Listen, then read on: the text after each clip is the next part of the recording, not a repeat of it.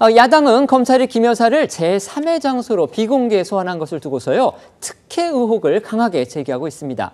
결국 검찰의 소환 조사 무혐의를 주기 위한 수순이다, 이렇게 주장하는 겁니다. 네, 오늘 오전에 민주당 최고위 회의에서는요, 이 검찰의 김 여사 소환 조사에 대한 비판 발언이 쏟아졌는데요. 박찬대 대표 권한대행은 검찰 스스로 법 앞에 인사권자의 가족은 예외임을 보여줬다면서 면죄부를 주려는 시도라는 것을 국민이 다 안다라고 했고요. 법사위원장인 정청래 최고위원은요, 언제부터 검사가 출장 서비스 매니언이냐면서 김 여사가 증인으로 채택된 윤 대통령 탄핵 청문회에선 자신이 출장을 갈 수 없으니 국회로 출석하라, 이렇게 압박을 했습니다. 민주당은 검찰의 이번 조사를 계기로 해서 주가 조작 의혹 및 명품 가방 수수 의혹 등 김 여사의 각종 의혹을 규명할 이 특검법 재추진에도 속도를 낼 전망입니다.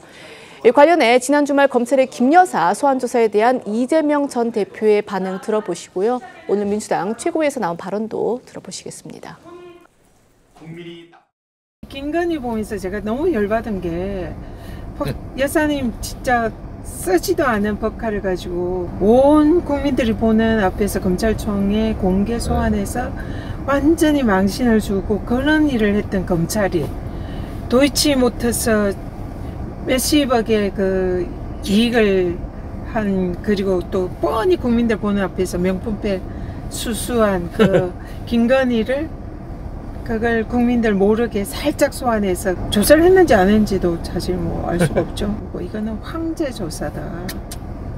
그래서 제가 그거 보니까 너무 화가 나더라고요. 검찰 권력 앞에 스스로 눕는 검찰의 태도는 김건희 여사를 둘러싼 의혹을 검찰이 공정하게 밝힐 의지가 없음을 보여준 것입니다. 검찰은 용산만을 위해 존재하는 곳입니까? 성역 없이 김건희 여사에 대한 의혹을 엄정하게 규명할 수 있도록 특검 처리를 서두르겠습니다. 반면 국민의힘은요, 야당의 특혜 의혹 제기를 비판하면서 이 총장 패싱 논란, 이것도 부정했습니다. 검찰이 김 여사를 비공개 조사한 건 역시 대통령 재임시기 영부인 조사가 선례가 없는 만큼 경호 문제 등을 고려한 마땅한 조치였고, 도이치모터스 주가 조작 사건에 검찰총장 수사 지휘권을 박탈한 것도 문재인 정권 당시 추미애 전 법무부 장관이었는데, 이제부터 패싱이라는 건 가당치 않다는 주장이란 건데요. 다만 국민의힘은 오늘 오전 이원석 총장의 발언에 대해선 당 차원의 입장을 낼 부분은 아니라고 말을 아꼈습니다. 오늘 오전 여당의 목소리도 듣고 오겠습니다. 수사 지휘를 못 받도록 검찰총장의 수사 지휘권을 박탈한 게 도대체 어느 정권의 누구였습니까?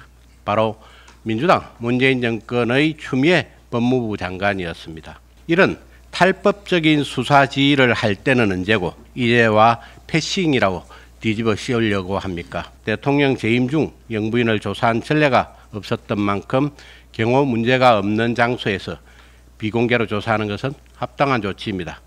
오늘 아침에 김건희 여사 조사 관련해서 이원석 검찰총장이 원칙이 안 지켜졌다라고 하면서 대국민 사과했는데 관련한 당 입장 있을까요? 그에 대한 당의 입장은 없었고 오늘 논의도 없었습니다. 예. 이렇게 발언하는 게 당 입장에서 검찰총장으로서 좀 적절하다고 보시는지. 글쎄요, 그 부분은 뭐 검찰총장께서 하신 말씀이기 때문에 당에서 그에 대해서 뭐 말을 할 그런 내용은 아닌 것 같습니다.